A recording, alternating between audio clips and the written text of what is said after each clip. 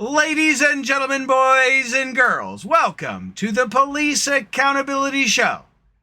And remember, when you watch the Police Accountability Show, you agree to being offended, as well as the Police Accountability Show does not constitute legal advice. Please contact your local lawyer for your local laws.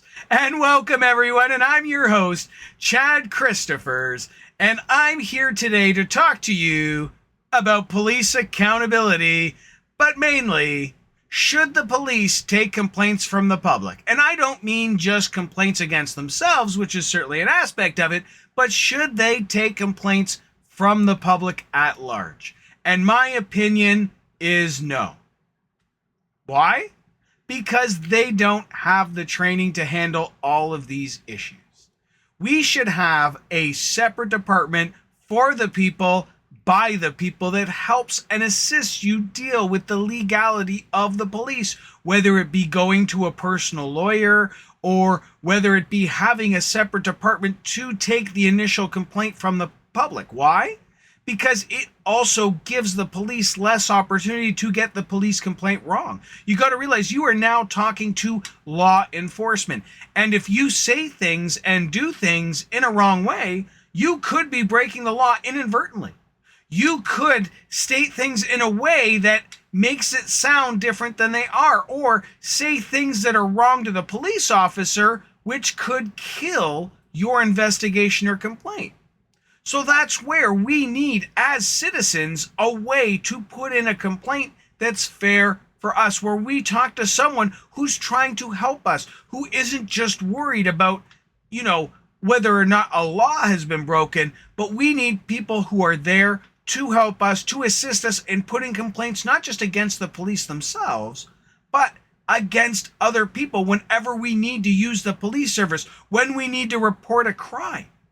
We need a specialized place to go to talk to the right people, people that care about us, people that care about our legal problems, care about our legal advice, and giving us proper legal advice on how to proceed with our legal complaint, with our fraud complaint, with whatever complaint we want to put it in, whether it's theft, whether it's assault. That's what we need. Instead, we go to the police and we put a complaint there and we try and hope for the best. That's all you can do. And if you do anything wrong, you say anything wrong, you come across in the wrong way to the officer, you're toast. And in a sense, that's unfair. We end up contacting the police when we're upset, when we're not thinking straight. And that's where we get mixed up as citizens, where we get confused, where we can, accidentally say conflicting things. When if we had the opportunity to sit down, to talk with someone reasonable, to discuss the problem reasonable with someone who cares about us, who cares about our rights, and someone who works for us. Not someone who works for the government, not someone that works for the prisons, not someone that works for the politicians, someone that works for the person putting the complaint forward, right? As well as it also stops the police when complaints end up being about them. What happens when you put in a complaint for theft and in the end it turns out to be a police officer, a police family, or a conflict of interest for the police to even investigate? Well, what happens to those complaints? Well, the police have control of them. They can be modified, they can be erased, they can do anything with them. And that's also a problem. We need a way to put in police complaints that they themselves don't control. What happens if they screw up the investigation? Can they change our complaint to suit how they've screwed it up?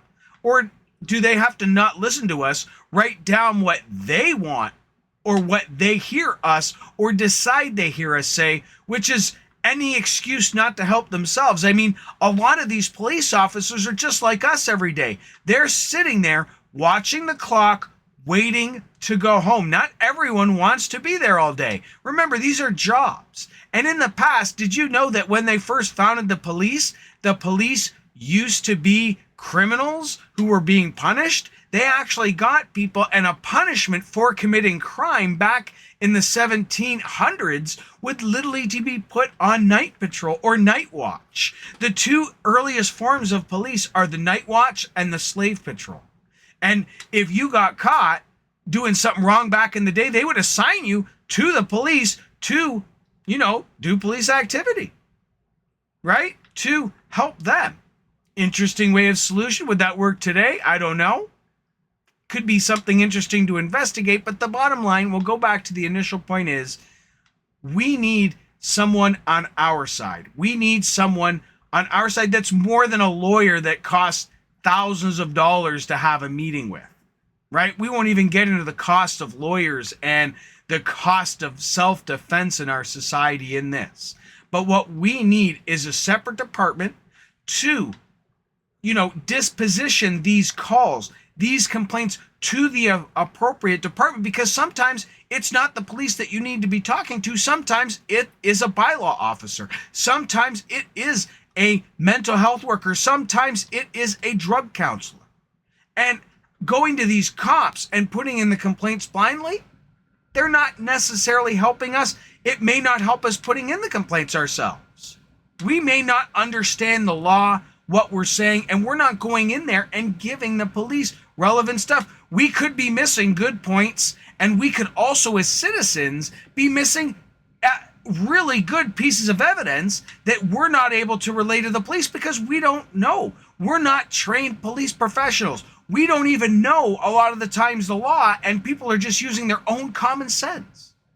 So I believe that we need a more centralized unit to take complaints from the public, not just against the police, but against others. One that's there for us, that is paid for by us, that is affordable and accessible by every single person. So you tell me what you think.